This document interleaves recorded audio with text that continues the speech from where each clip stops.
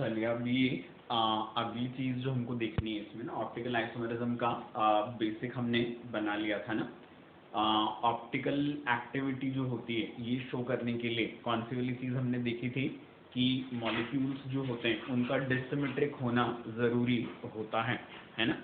सिर्फ जो डिसिमेट्रिक मॉलिक्यूल्स होते हैं वही क्या होते हैं, दे आर ऑप्टिकली एक्टिव।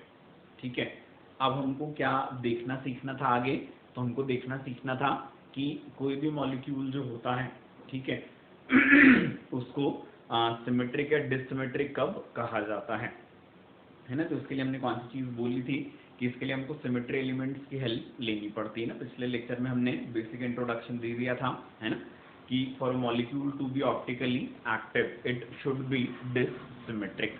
ठीक है, अब मॉलिक्यूल यदि डिसिमेट्रिक है तो वो कैसे होगा, तो हमने बोला था कि सिमेट्री एलिमेंट्स के बेसिस पर ये डिसाइड किया जाएगा कि वो सिमेट्रिक है या डिसिमेट्रिक है ना। हम जो सिमेट्री एलिमेंट्स पढ़ेंगे ना वो 4 सिमेट्री एलिमेंट्स हैं। ठीक है, एक कौन सा था इसमें, दैट प्लेन ऑफ सिमेट्री। दूसरा वाला जो था that was centre of symmetry. उसका अगला वाला जो था वो कौन सा था, that was alternating axis of symmetry, है ना। और जो लास्ट वाला सिमेट्री एलिमेंट था वो कौन सा था, तो हमने बोला लास्ट वाला symmetry element was axis of symmetry. ठीक है, इनमें से plane of symmetry, centre of symmetry and alternating axis of symmetry, इनका एब्सेंट होना जरूरी था मॉलिक्यूल के डिसिमेट्रिक होने के लिए। ठीक है, एक्सिस ऑफ सिमेट्री प्रेजेंट हो तो भी मॉलिक्यूल डिसिमेट्रिक रहता है। ठीक है, ये सारी चीजें हमने देख ली थी ना। अब वन बाय वन हमको कौन सी चीज देखनी है, सिमेट्री एलिमेंट्स देखने हैं। ठीक है, तो सबसे पहला वाला जो सिमेट्री एलिमेंट है ये कौन सा रहेगा, this is that plane of symmetry. ठीक है ना।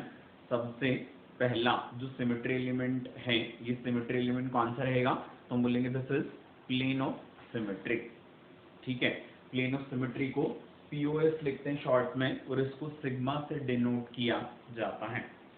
ठीक है, अब कौन सी चीज अपन बोलेंगे इसमें कि प्लेन ऑफ सिमेट्री जो है इसको डिफाइन करने के पहले, है ना, इसका एप्लीकेशन किन मॉलिक्यूल्स पर करना है और किन मॉलिक्यूल्स पर डायरेक्टली ना बिना इसको अप्लाई किए हम समझ सकते हैं कि उनमें प्लेन ऑफ सिमेट्री है, ये हम देख लेते हैं, है ना। तो हम कौन सी चीज बोलते हैं कि यदि मॉलिक्यूल जो है ना वो कैसा होता है, प्लेनर होता है, तो उसके ऊपर फिर प्लेन ऑफ सिमेट्री इसको अप्लाई करने की जरूरत होती ही नहीं है। समझ आ रही बेटा बात ये, है ना। कौन सी चीज बोली हमने, कैसे वाले मॉलिक्यूल्स जो क्या होते हैं, प्लेनर होते हैं, तो प्लेनर मॉलिक्यूल्स पर प्लेन ऑफ सिमेट्री इसको अप्लाई करने की जरूरत रहती ही नहीं है। आई के बाद समझ में, है ना। ऐसा क्यों होगा ये भी इसके डेफिनेशन के बाद और अच्छे से क्लियर हो जाएगा। ठीक है, तो कौन सी चीज बोली हमने कि मॉलिक्यूल को हमने देखा, यदि मॉलिक्यूल हमको कैसा दिख जाए, प्लेनर दिख जाए, तो उसके ऊपर फिर प्लेन ऑफ सिमेट्री इसको हम अप्लाई करेंगे ही नहीं। ठीक है, अब प्लेन ऑफ सिमेट्री जो होता है ना इसको हम डिफाइन कैसे करते हैं, तो हम बोलेंगे प्लेन ऑफ सिमेट्री जो होता है इसका मतलब क्या रहेगा, तो हम बोलेंगे ये एक इमेजिनरी प्लेन होता है। ठीक है, जिसके थ्रू जब क्या करेंगे, जिसको जो हम क्या करेंगे मॉलिक्यूल के थ्रू पास करवाते हैं। ठीक है, इस प्लेन को एटम्स में से और बॉन्ड्स के बीच में से भी निकलने की परमिशन होती है। ठीक है, तो कौन सी चीज हम बोलेंगे, तो हमने क्या बोला है कि प्लेन ऑफ सिमेट्री मतलब क्या है, तो हम बोलते हैं ये एक इमेजिनरी प्लेन होता है जिसको जब क्या किया जाएगा, तो हम बोलेंगे किसी मॉलिक्यूल के थ्रू पास करवाते हैं। ठीक है, तो मॉलिक्यूल के थ्रू पास करवाने के बाद यदि ये मॉलिक्यूल को क्या कर देगा, 2 आइडेंटिकल हाफ्स में डिवाइड कर देगा। ठीक है, तो तब उस केस में कौन सी चीज कही जाएगी, तो हम बोलेंगे तब उस केस में ये कहा जाता है कि मॉलिक्यूल जो रहेगा, ठीक है, उसमें क्या रहेगा, तो हम बोलेंगे it is plane of symmetry present है। आई के बेटा बात समझ में ना, क्या बोले हमने, it is what an imaginary plane which is when passing through a molecule if it divides molecule into what, 2 identical halves, है ना। क्या बोले हमने कि एक इमेजिनरी प्लेन ना which is when passing through molecule if it is dividing molecule into 2 identical halves, इसका मतलब क्या है, तो हम बोलेंगे इसका मतलब मॉलिक्यूल में प्लेन ऑफ सिमेट्री प्रेजेंट है। ठीक है, क्या होता है प्लेन ऑफ सिमेट्री, इसको ऐसे भी देख सकते हैं कि मॉलिक्यूल का जैसे एक हिस्सा है तो उसका एक हाफ यदि दूसरे हाफ को पूरी तरह से सुपर इम्पोज कर लें, ठीक है, तो भी बोला जाता है मॉलिक्यूल में प्लेन ऑफ सिमेट्री प्रेजेंट है। ठीक है, अभी अपन एग्जांपल से और देखेंगे, है ना। एक चीज और जो मैंने बोली थी, जो लिखने के लिए ध्यान में रखनी है, कि प्लेन ऑफ सिमेट्री जो होता है ये एटम्स के बीच में से भी निकल सकता है और बॉन्ड्स के बीच में से भी निकल सकता है। क्लियर है ये, है ना। एक और चीज जो पिछले लेक्चर में हम बोल चुके थे कि सिमेट्री एलिमेंट्स को जब मॉलिक्यूल्स पर अप्लाई करना है तो कैसे अप्लाई करना है, तो हम बोलेंगे that is by hit and trial. ठीक है, मतलब मॉलिक्यूल पर जगह जगह पर इसको हम अप्लाई करेंगे सिमेट्री एलिमेंट्स को। किसी भी एक जगह से यदि सिमेट्री एलिमेंट एप्लीकेबल हो जाएगा तो हम बोलेंगे मॉलिक्यूल जो है उसमें वो पर्टिकुलर सिमेट्री एलिमेंट प्रेजेंट है। आइए बेटा बात समझ में पूरी, है ना। अब इसके बाद फिर अगली चीज जो हम बोलते हैं इसमें, एग्जाम्पल हम देखते हैं, जैसे कि मीथेन है ना। तो मीथेन के मॉलिक्यूल में ना कार्बन क्या है यहाँ पर, तो हम बोलेंगे कार्बन इज sp3 हाइब्रिडाइज्ड। ठीक है, कार्बन के sp3 हाइब्रिडाइज्ड होने की वजह से क्या हो जाएगा, तो हम बोलेंगे जो मॉलिक्यूल है ये कैसा हो जाएगा, that is going to be non planar. समझ आ गई बात ये। अब इस नॉन प्लेनर मॉलिक्यूल पर तो हमको क्या अप्लाई करना पड़ेगा, तो हम बोलेंगे यहाँ पर हमको प्लेन ऑफ सिमेट्री अप्लाई करनी पड़ेगी। प्लेनर मॉलिक्यूल का केस हम देखते हैं, तो मैं आपको मॉडल से समझाता हूँ ये, है ना। अब जैसे इसमें कौन सी चीज है, ये जो है ना, this is what that sp3 hybridised carbon है।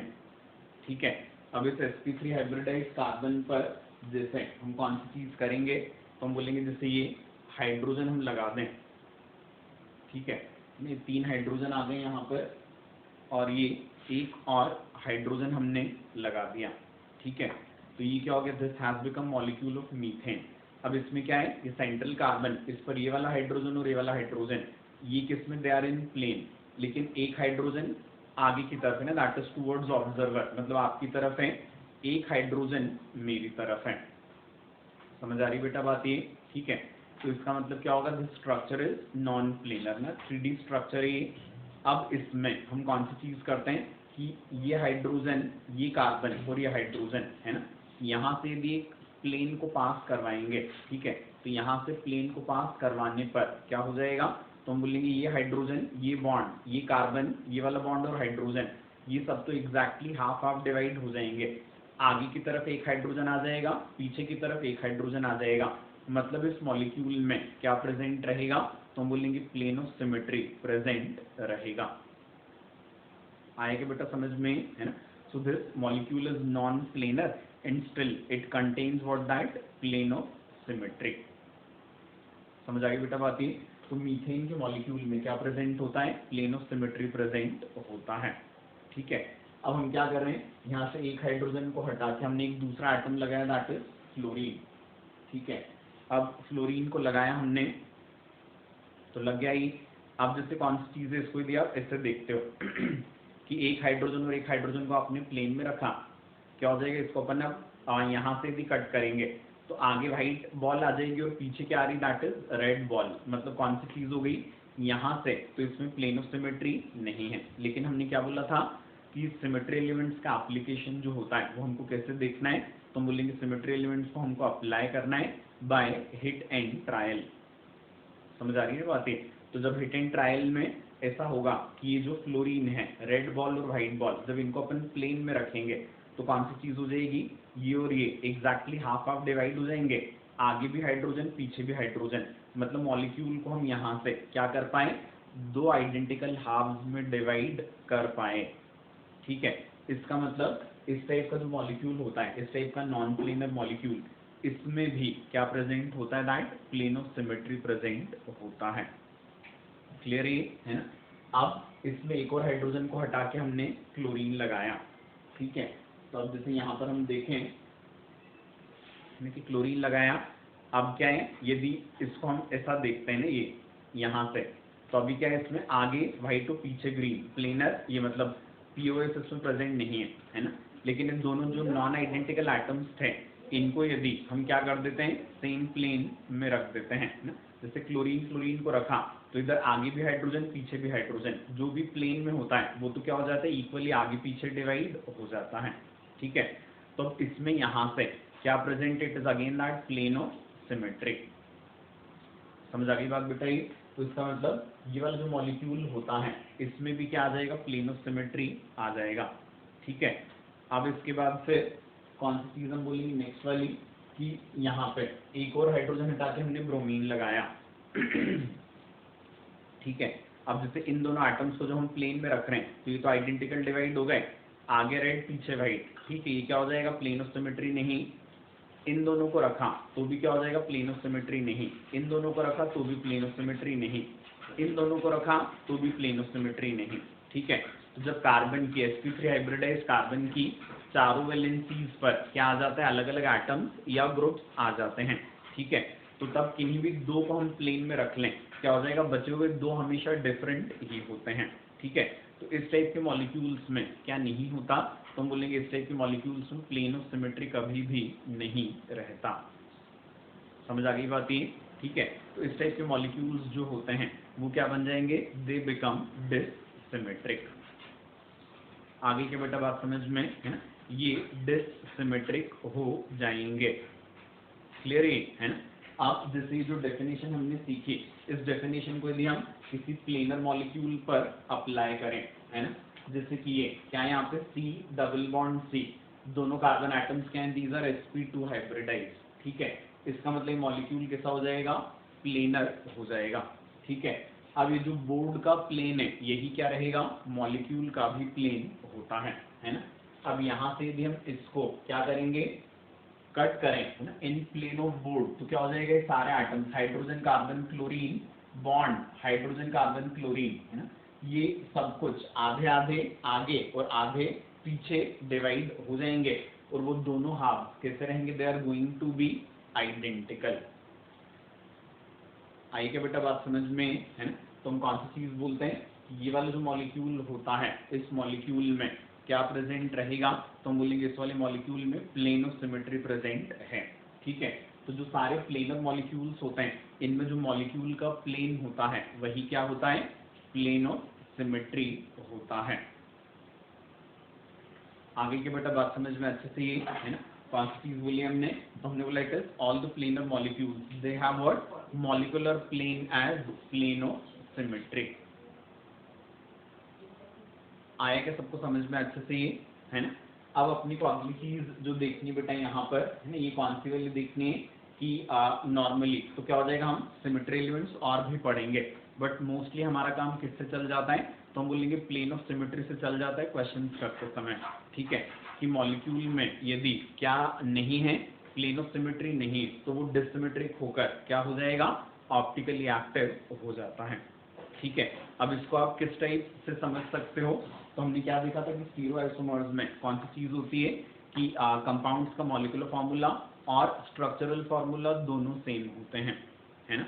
कंपाउंड का मॉलिक्यूलर फार्मूला और स्ट्रक्चरल फार्मूला ये दोनों क्या रहेंगे, सेम रहेंगे। आई ना बात समझ में अच्छे से, ठीक है, लेकिन इनमें डिफरेंस किस में होता है, that is in space arrangement of atoms और ग्रुप्स। ठीक है, तो ऑप्टिकल आइसोमेरिज्म का ओरिजिन हम देखें कि जैसे ये कंपाउंड है, इसमें क्या बोला अपन ने, प्लेन ऑफ सिमेट्री एब्सेंट है, मतलब ये डिससिमेट्रिक है, और डिससिमेट्रिक के मतलब क्या रहेगा, ये ऑप्टिकली एक्टिव। ठीक है, ऑप्टिकली एक्टिव रहेगा मतलब क्या, तो हम बोलेंगे प्लेन पोलराइज्ड लाइट के प्लेन ऑफ वाइब्रेशन को डिविएट करने वाला है। ठीक है, अब इसके जो दो ऑप्टिकली एक्टिव आइसोमर्स होंगे, है ना, उनको अपन अब सील करने की कोशिश करते हैं, है ना। क्या बोलेंगे अपन, एक स्पेस अरेंजमेंट ये वाला हो गया मॉलिक्यूल का, है ना, इसमें कार्बन है, इस पर ये चार एटम्स या ग्रुप्स लगे हुए थे अलग अलग। आई बेटा बात समझ में, है ना। अब कौन सी चीज होती है, जैसे ये ग्रीन और ये ब्लू, जैसे ये प्लेन में है यदि, ठीक है, तो क्या हो जाएगा, रेड आपकी तरफ है और व्हाइट मेरी तरफ है। ठीक है, तो हम बोलेंगे इस मॉलिक्यूल के लिए क्या हो जाएगा, एक स्पेस अरेंजमेंट ये होता है। ठीक है, अब आप क्या भी बोल सकते हो कि ये भी तो पॉसिबिलिटी है कि इन दोनों को जैसे हमने प्लेन में रखा, ठीक है, तो क्या हो जाए, रेड वाला जो है वो आपकी तरफ चला जाए, रेड वाला जो है मतलब आप ऐसा बोल रहे हो कि रेड वाला आपकी तरफ मतलब मेरी तरफ आ जाए और व्हाइट आपकी तरफ। ठीक है, पर ऐसा करने के लिए मेरे को क्या करना पड़ा, तो लेट इज कार्बन और व्हाइट बॉल उसका बॉन्ड तोड़ना पड़ा, और कार्बन और रेड बॉल का बॉन्ड तोड़ना पड़ा, और उसके बाद फिर मेरे को नए बॉन्ड्स बनाने पड़े। ठीक है, तो हम क्या बोलते हैं कि केमिकल रिएक्शंस का मतलब ही क्या होता है, बॉन्ड तोड़ो और फिर बॉन्ड बनाओ। मतलब इस वाले स्पेस अरेंजमेंट में लाने के लिए कौन सी चीज करनी पड़ी हमको, तो हमने बोला हमको बॉन्ड्स तोड़ने पड़े, मतलब ये जो दो चीजें होंगी ये डेफिनेटली क्या होंगी, अलग अलग होंगी। आ रही है क्या बेटा बात समझ में, है ना? ये दोनों चीजें क्या रहेंगी, अलग अलग रहेंगी। क्लियर हुआ क्या अच्छे से ये? ठीक है, तो ये जो दो स्पेस अरेंजमेंट्स होंगे यही क्या रहेंगे, तो हम बोलेंगे यही एक दूसरे के ऑप्टिकली एक्टिव आइसोमर्स रहेंगे ना। क्लियर होना बेटा अच्छे से? तो मतलब डिसिमेट्रिक मॉलिक्यूल्स जो होते हैं उनमें दो टाइप के स्पेस अरेंजमेंट्स पॉसिबल होते हैं, एक में एक ग्रुप ऑब्जर्वर की तरफ होता है और दूसरा ऑब्जर्वर से दूर। वो क्या हो जाएगा, दूसरे आइसोमर में दूसरा जो ऑब्जर्वर से दूर था वो ऑब्जर्वर की तरफ आ जाता है और पहला ऑब्जर्वर से दूर चला जाता है। आया क्या बेटा समझ में अच्छे से? ये क्लियर हो गई बात ये, है ना? यहीं पर अब अपन कौन सी चीज करेंगे, है ना, कि कुछ टर्म्स डिफाइन करेंगे जो अपने को पूरे चैप्टर में काम में आने वाली हैं। ठीक है, अब जैसे कौन सी चीज है, consider this as one of the isomers. ठीक है, इस आइसोमर को यदि आप मिरर के सामने रखोगे, ठीक है, तो मिरर में आपको क्या दिखेगा, इसकी मिरर इमेज। मिरर इमेज क्या होती है, इसकी इन्वर्ट होती है। ठीक है, तो ये जो दो दो एटम्स क्या थे, प्लेन में थे, ये तो क्या हो जाएगा, मिरर में भी वैसे के वैसे ही दिखेंगे, लेकिन मिरर में क्या होगा, व्हाइट वाला जो होगा वो पीछे की तरफ आ जाएगा और जो रेड वाला होगा वो आगे की तरफ आ जाता है। ठीक है, और व्हाइट का पीछे जाना और रेड का आगे आना मतलब क्या है कि इसकी मिरर इमेज जो है वो क्या है, इसका दूसरा स्पेस ओरिएंटेशन, मतलब इसका दूसरा आइसोमर। आई के बेटा बात समझ में?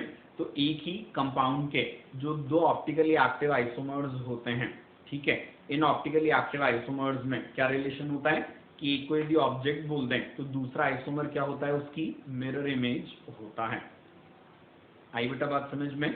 अब जैसे इसको उठाकर ना इमेजिन करो, आप किस पे रख रहे हो, इसकी मिरर इमेज पर तो इसकी मिरर इमेज में क्या है, रेड बॉल आगे और व्हाइट पीछे, तो इसको जब आपने उठा के उस पर रखा तो ग्रीन पर ग्रीन और ब्लू पर ब्लू आ गया, लेकिन क्या हो जाएगा, रेड पर व्हाइट आएगा और व्हाइट पर रेड आएगा। मतलब इसकी मिरर इमेज जो है वो इसको पूरी तरह से सुपर इम्पोज नहीं कर पा रही, क्योंकि सारे आइडेंटिकल एटम्स या ग्रुप्स एक दूसरे के ऊपर नहीं आ पा रहे।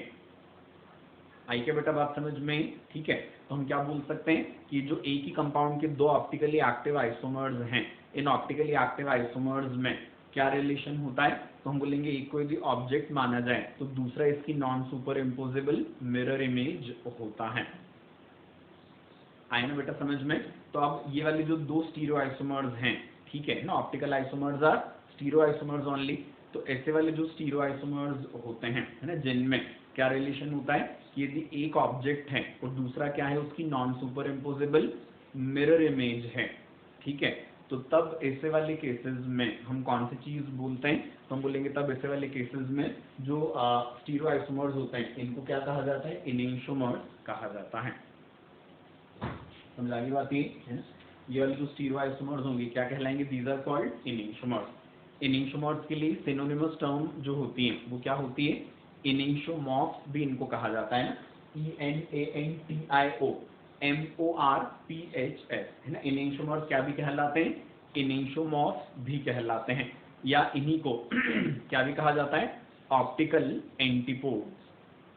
ठीक है, तो क्या हो जाएगा, the stereo isomers which are related to each other as object and its non-superimposable mirror image. ठीक है, the stereoisomers which are related to each other as object and its non-superimposable mirror image. Such type of stereoisomers, they are called what? They are called enantiomers or enantiomorphs or optical antipodes.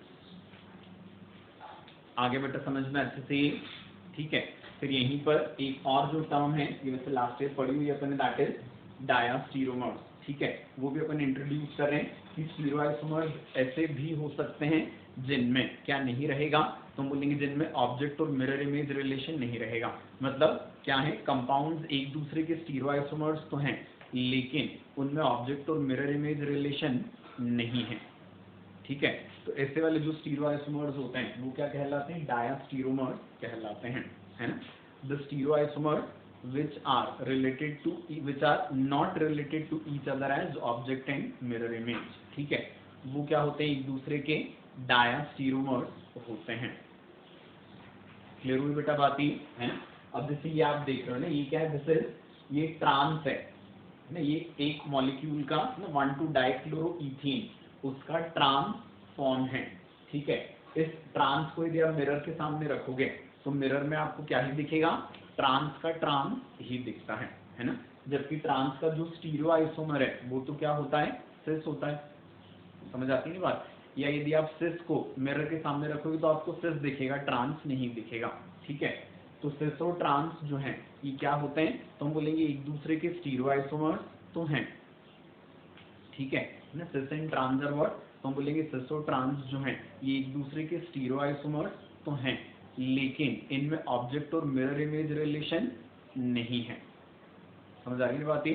तो इसलिए geometrical isomers जो होते हैं वो हमेशा हमेशा के लिए क्या होते हैं, दे आर डायास्टीरोमर्स।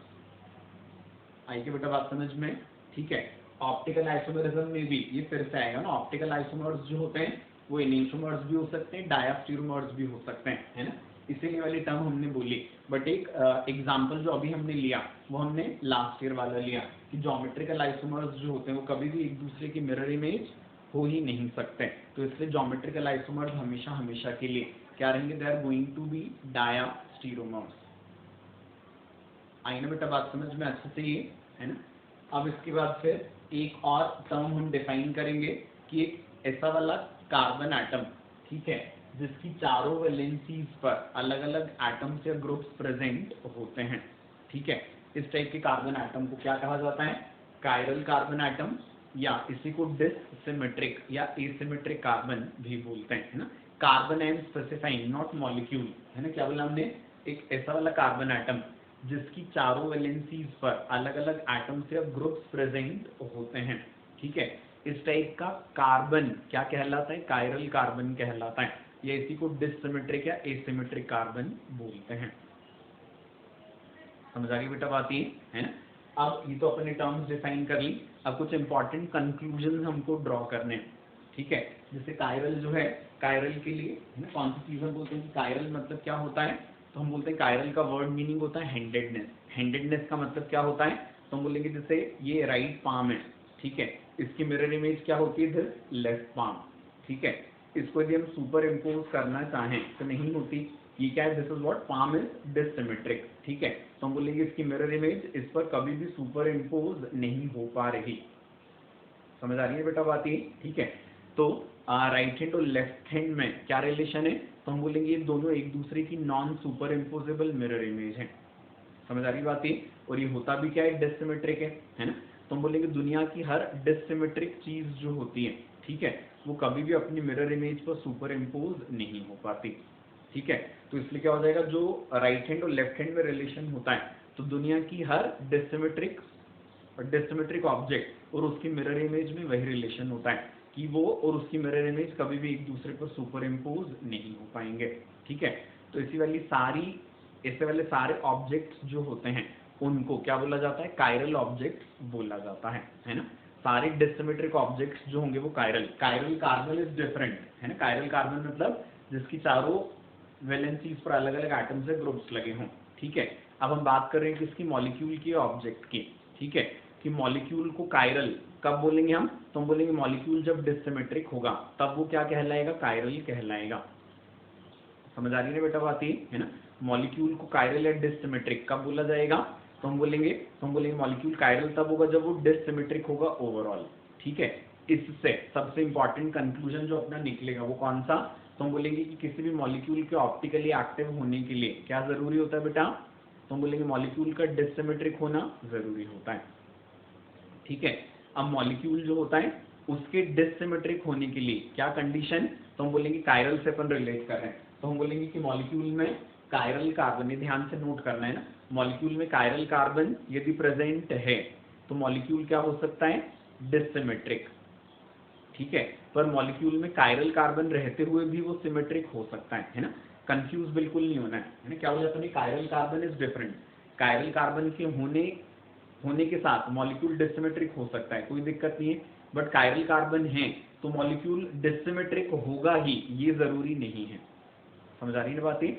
मॉलिक्यूल जो होगा वो कायरल कब होगा, जब वो डिसिमेट्रिक है। ठीक है, वो मॉलिक्यूल के डिसिमेट्रिक होने के लिए क्या बोलेंगे हम, कायरल कार्बन का होना जरूरी नहीं है, बिना कायरल कार्बन के भी मॉलिक्यूल डिसिमेट्रिक हो सकता है। और दूसरी इंपॉर्टेंट बात कौन सी, कि कायरल कार्बन के होते हुए भी मॉलिक्यूल सिमेट्रिक हो सकता है। ठीक है, कायरल कार्बन के बिना मॉलिक्यूल डिसिमेट्रिक कैसे हैं ये अपन देखेंगे, सिमेट्री एलिमेंट्स पढ़े रहे हैं अपन। ठीक है, कौन सी चीज अपन बोलेंगे, ये एग्जांपल अभी देख सकते हैं कि कायरल कार्बन है मॉलिक्यूल में और उसके बाद भी मॉलिक्यूल कैसा हो गया, सिमेट्रिक हो गया, है ना। तो जैसे क्या है यहाँ पर इस मॉलिक्यूल को देखें हम, ये जो कार्बन है इस पर क्या है, हाइड्रोजन, मिथाइल क्लोरीन, और फोर्थ वाली वैलेंसी पर ये वाला पूरा ग्रुप, चारों अलग अलग है, that means this carbon is chiral. इसको देखा, हाइड्रोजन, क्लोरीन, मिथाइल, तीनों ग्रुप अलग और फोर्थ वाला ग्रुप फिर से अलग, तो ये वाला, ये कार्बन भी कायरल है और ये कार्बन भी कायरल है ना। अब इस मॉलिक्यूल में क्या है यहाँ पर, तो हम बोलेंगे इसको ऐसे यदि अपन फोल्ड कर दें एक हिस्से को दूसरे पर, तो सुपर इम्पोज हो रहा है। ठीक है, या फिर इसको यदि हम यहाँ से डिवाइड करें तो ऊपर और नीचे वाला हाफ कैसा हो गया, दैट इज आइडेंटिकल हो गया। आ रहा है कि बेटा समझ में। ठीक है, तो ये क्या इंडिकेट कर रहा है कि मॉलिक्यूल में दो कायरल कार्बन थे, बट उसके बाद भी मॉलिक्यूल में क्या प्रेजेंट था, प्लेन ऑफ सिमेट्री प्रेजेंट था।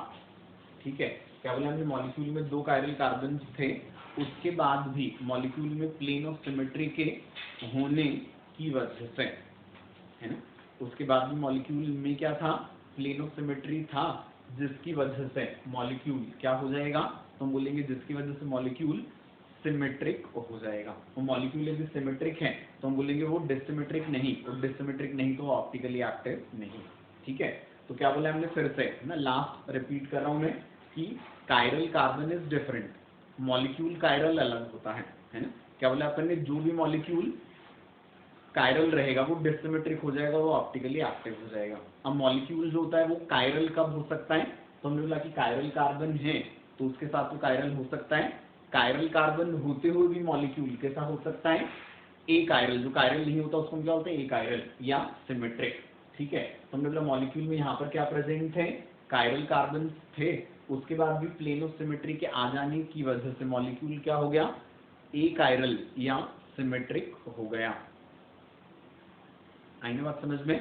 तो एक मॉलिक्यूल जो होता है वो कायरल कैसे हो सकता है, उसमें कायरल कार्बन रहे हो तो भी कायरल हो सकता है, उसमें कायरल कार्बन न रहे तो भी वो कायरल हो सकता है। जो एग्जांपल हम देखेंगे वो मॉलिक्यूल क्या हो सकता है, कायरल कार्बन के होने के बाद भी ए कायरल या सिमेट्रिक हो सकता है, जैसे कि ये एग्जांपल।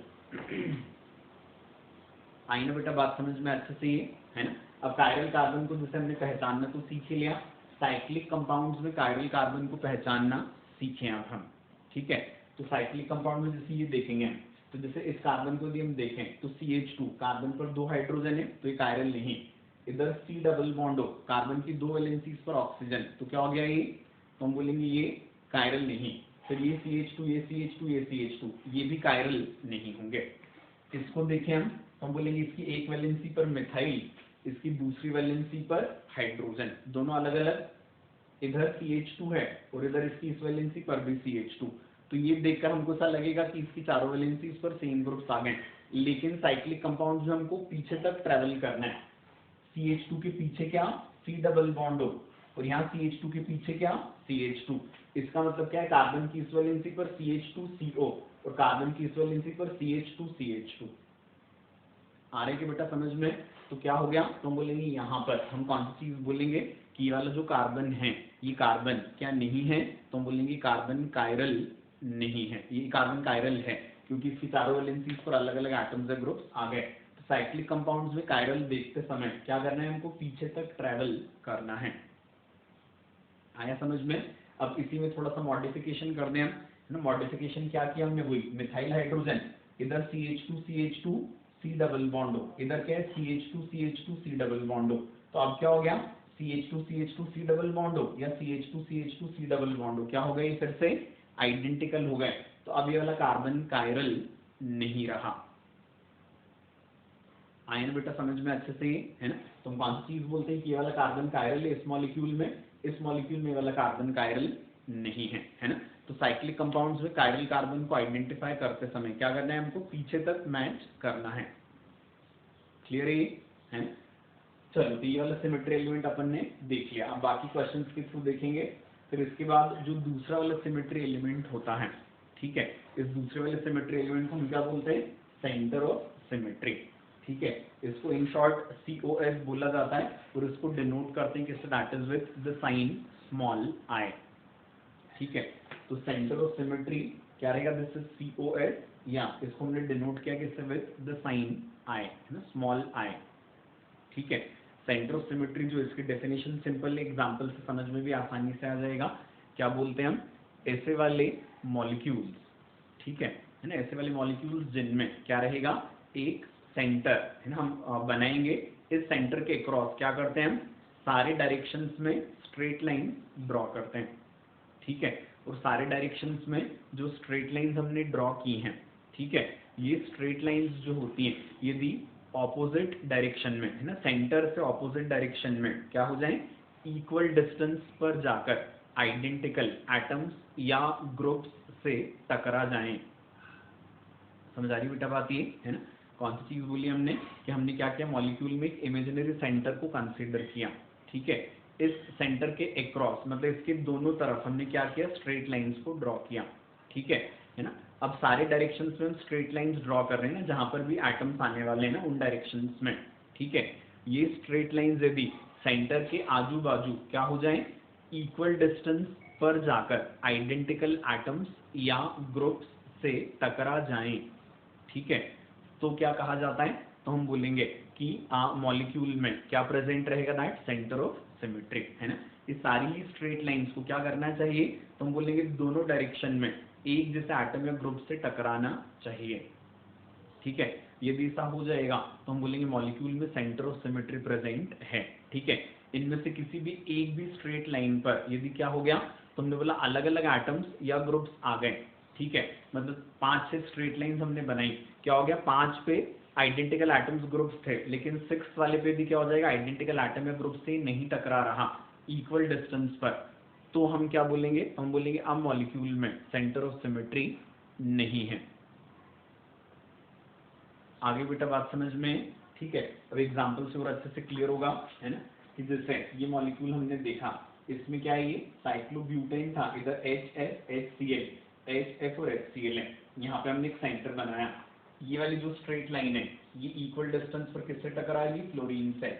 ये स्ट्रेट लाइन इक्वल डिस्टेंस पर हाइड्रोजन से, ये स्ट्रेट लाइन इक्वल डिस्टेंस पर क्लोरीन से, और ये स्ट्रेट लाइन इक्वल डिस्टेंस पर हाइड्रोजन से। समझ आ रही बात है? तो हम बोलेंगे यहाँ पे जो सारी की सारी स्ट्रेट लाइंस थी ये इक्वल डिस्टेंस पर आइडेंटिकल एटम्स या ग्रुप्स से जाकर टकरा जाती हैं, ठीक है। इस वजह से क्या कहा जाएगा? इस मॉलिक्यूल में सेंटर ऑफ सिमेट्री प्रेजेंट होता है ना। आ जाओगे बेटा समझ में अच्छे से। तो क्या बोला? Centre of symmetry is what? That is a centre in the molecule across which when straight lines are drawn, है ना, and all these straight lines they are touching what? Identical atoms or groups at equal distance, है ना, at equal distance across that center, ठीक है। तो हम बोलेंगे जिन जिन molecules में ऐसा होता है उन सारे मॉलिक्यूल्स में क्या कहा जाएगा? सेंटर ऑफ सिमेट्री प्रेजेंट है। आगे की बेटा बात समझ में अच्छे से, ठीक है। फिर ये एक और एग्जांपल देख लो, है ना। इसमें कौन सी चीज है? जैसे ये मॉलिक्यूल है, इसमें सेंटर है, यहाँ से लाइन बनाई C डबल बॉन्ड से इक्वल डिस्टेंस पर, ये लाइन बनाई NH से इक्वल डिस्टेंस पर, ये लाइन बनाई H से इक्वल डिस्टेंस पर, ये लाइन बनाई Cl से इक्वल डिस्टेंस पर।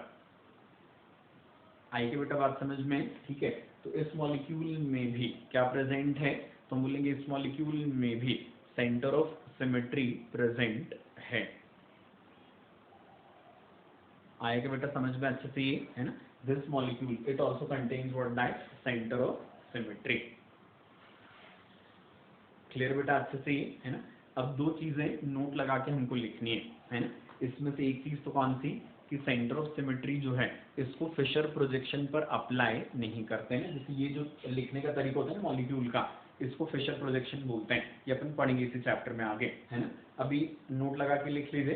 तो फिशर प्रोजेक्शन बनाना जो अपन सीखेंगे तब अपने को ये भी समझ में आ जाएगा कि अपन ने सेंटर ऑफ सिमेट्री को फिशर प्रोजेक्शन पर अप्लाई क्यों नहीं किया। आई बेटा बात समझ में, है ना। तो कौन सी चीज हम बोलेंगे, तो हम बोलेंगे मॉलिक्यूल में, है ना। मॉलिक्यूल यदि फिशर प्रोजेक्शन में लिखा हुआ है तो उस पर सेंटर ऑफ सिमेट्री का एप्लीकेशन नहीं किया जाएगा। क्लियर है ना। रीजनिंग इसकी बात में आएगी। और एक और चीज हम कौन सी बोलेंगे कि सेंटर ऑफ सिमेट्री जो है ये वैसे तो ओपन चेन क्लोज्ड चेन दोनों टाइप के कंपाउंड्स पर एप्लीकेबल होता है। ठीक है, क्या बोले हमने, सेंटर ऑफ सिमेट्री जो है इसका application open chain and closed chain दोनों टाइप के मॉलिक्यूल्स पर होता है। ठीक है, लेकिन कौन सी चीज रहेगी, मोस्टली इसका application cyclic closed chain compounds पर होता है। आई बेटा बात समझ में, है ना।